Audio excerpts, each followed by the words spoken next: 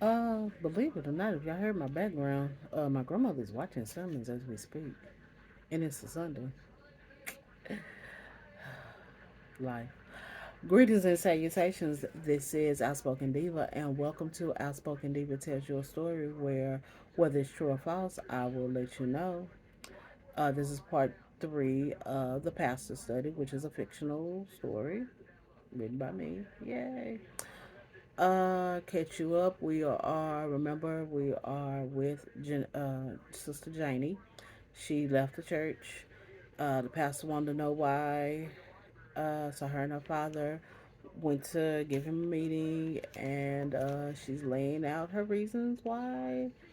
And other things come up that the pastor thought that she wanted to know, and well, okay. So yeah, now we're down to the straw that broke the camel's back, right? Part three. I apologize to Mayan and her family, Pastor, after you loudly embarrassed her in front of the entire congregation because she taught the youth choir. Mary was the first one to carry the gospel, the song that opened up to the Christmas play that she wrote.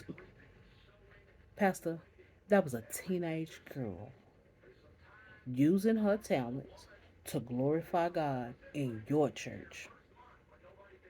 But she was punished for providing a song that told the truth.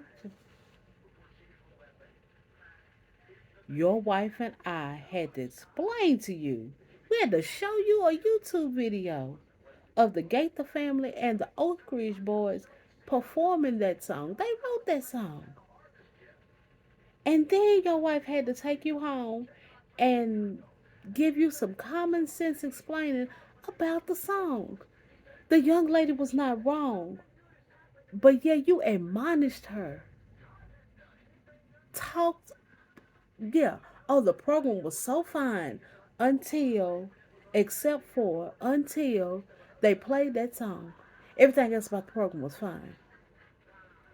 That was horrible, Pastor.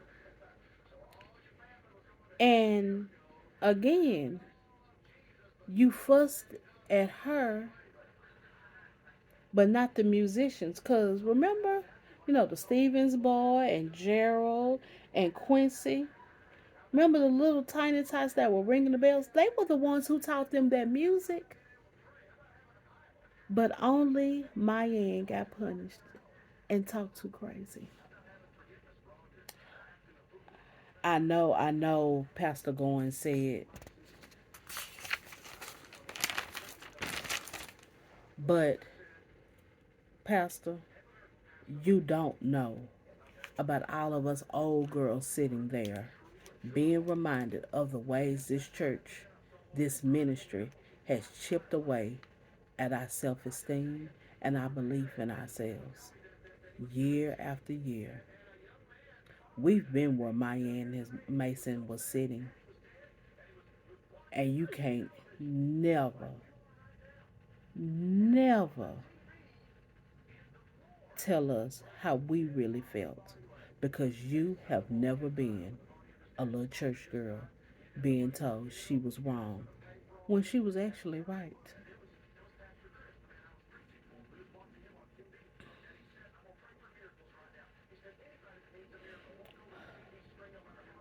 But then I had to remember, you screamed at me about I owe you an explanation about my choices of worship houses at a whole funeral repast.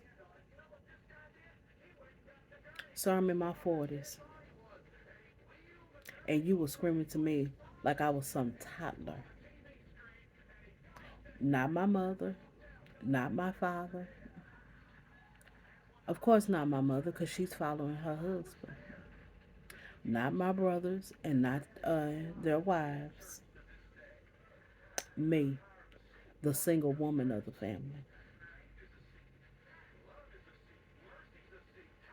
Now, explain to me how that was likable or respectful. Yeah, you apologized to my aunt. You even apologized in front of the whole congregation. but you didn't learn anything.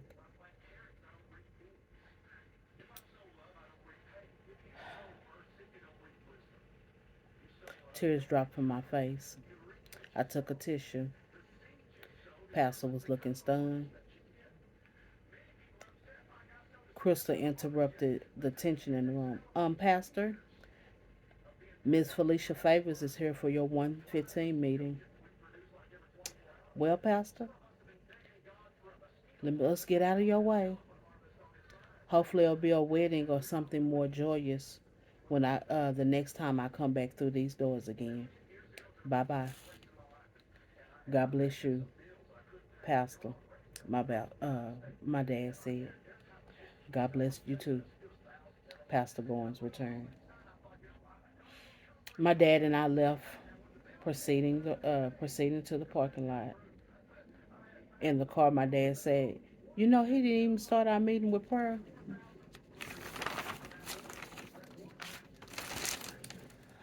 I sure did.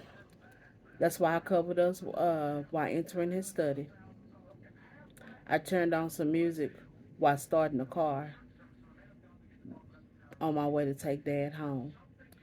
The song said, I plead the blood." See, even the music streaming service knew and understood. And that is the end of the pastor study. Hope you enjoyed. Again, it's all fiction. I don't know anybody who went through that. Okay, so if you went through that, that's a total coincidence, and I probably don't know you, cause yeah. And if I do know you, you didn't tell me that, and you know that. So yeah, let me leave your comments down below on if you enjoyed the story and whatnot. Again, it was inspired by human beings that have never been church girls, being very critical about the song "Church Girl" by Beyonce. And as a former church girl whose favorite music artist is Twinkie Clark, and I love me some DJ Jimmy in the 90s, that song spoke to me. So, yeah. Other than that, if you got any questions, comments, concerns, again, leave them down below, below. And as always, talking to you in adult terms.